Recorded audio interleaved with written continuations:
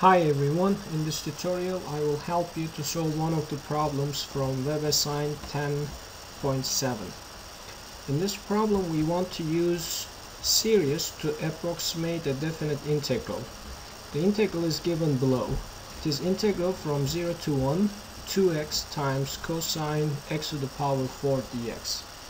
This is a definite integral. We've seen some similar integrals before, but the important thing here is we have cosine of x to the power 4.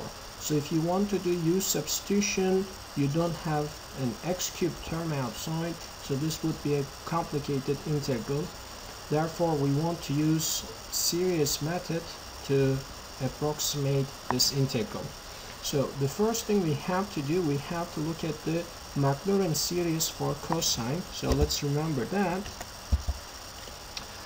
The Maclaurin series expansion of cosine x is not too difficult. It is summation from 0 to infinity, negative 1 to the power n, divided by 2n factorial x to the power 2n. This is one of the Maclaurin series expansions you have to know. This will come up a lot down the road, especially on the third exam.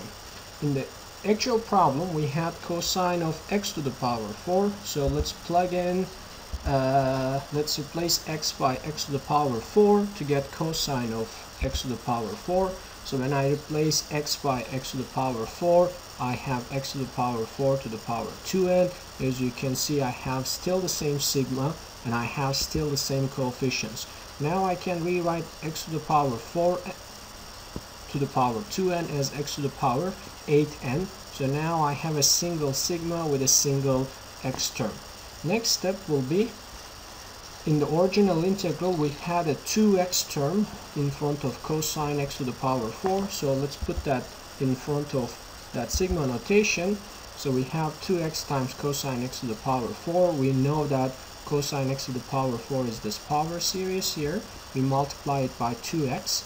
I'll keep 2 outside, but I can take x and put that inside, and that will give me x to the power 8n plus 1. Alright, now this is the power series representation of this function that we wanted to integrate.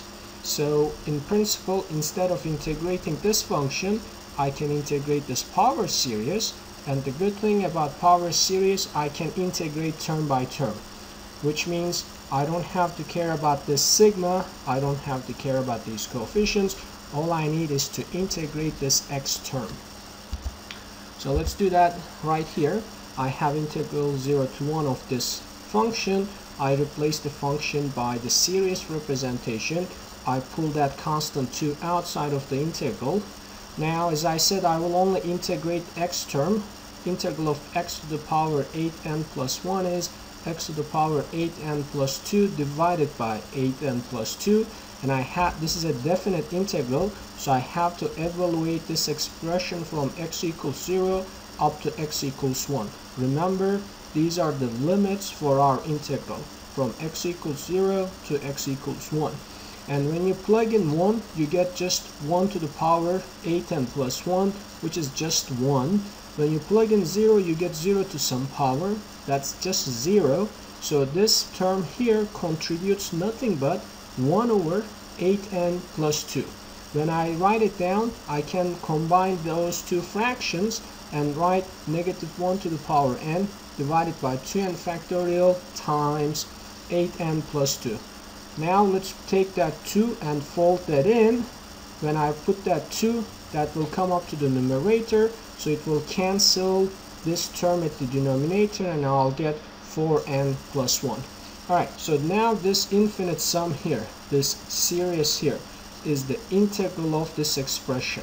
Here now, I don't have any more x terms, right? You see, there are no more x terms. This is just a real series. There is no x term in it. It is not a power series anymore. It is just a real number series. Okay, so this is the integral that I'm interested in, but I cannot compute the exact value of this sum. This sum is rather complicated and I cannot get the exact value of it. But remember, in the problem, we were looking for an approximate value. Approximate value up to correct up to 3 decimal places. So now, which means I have to estimate this sum here up to 3 decimal places. Alright? But this is something we have seen before, right? In section 10.4 we discussed similar things. We had, if you look at WebAssign 10.4, you will see problems 5 and 6, and also you can look at the corresponding YouTube video that I talked a little bit about this approach. We talked about that in class 2. Well, when we have a series, we can separate first k terms, and we can find the sum of those first k terms. We will have the remainder term, and we had two different methods to estimate the remainder. For positive series we used integral test, and for alternating series we use the very first term in the remainder. So in our series, the one we want to estimate, we have this -1 to the power n term, which makes the whole series an alternating series. So I have to use the method to approximate remainders of alternating series. Alright, so as I said, if we separate the terms up to a sub k, then we will have the remainder, and we know that for an alternating series, the remainder in absolute value is smaller than the absolute value of the first term in the remainder. So in other words, if I separate the first few terms up to a sub k, then the remainder will start with a sub k plus 1, and that term a sub k plus 1 is bigger than the whole remainder. Okay? Alright, so in the original problem we want to get an approximate value correct up to 3 decimal places, which means I have to separate the first few terms in a way the remainder is smaller than 1 over 1000. Remember, 1 over 1000 gives me 3 decimal places. So I want to keep the remainder, I want to keep the error smaller than 1 over 1000. Alright, as I said, the remainder is actually smaller than the term a sub k plus 1. That means when I look at the term corresponding k plus 1, I can say the following: error is smaller than the term that corresponds to n equals k plus 1. What do we get when we plug in k plus 1 for n? Remember, this is this last sum, is the sum we are approximating. So I will go ahead and plug in k plus 1 for n. Since I'm taking absolute values, I don't have to worry about this -1 factor.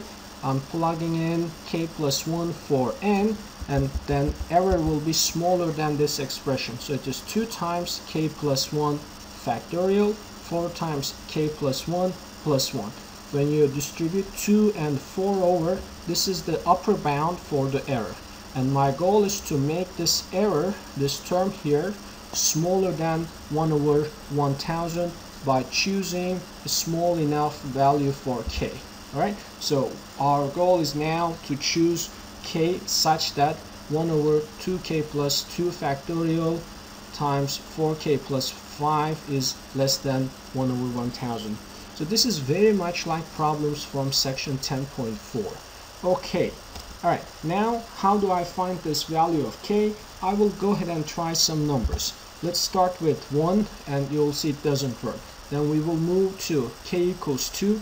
When you plug in k equals 2 into this expression at the bottom, you will see indeed this term, when you plug in 2 for k, will be smaller than 1 over 1000, which means that's the correct value of k.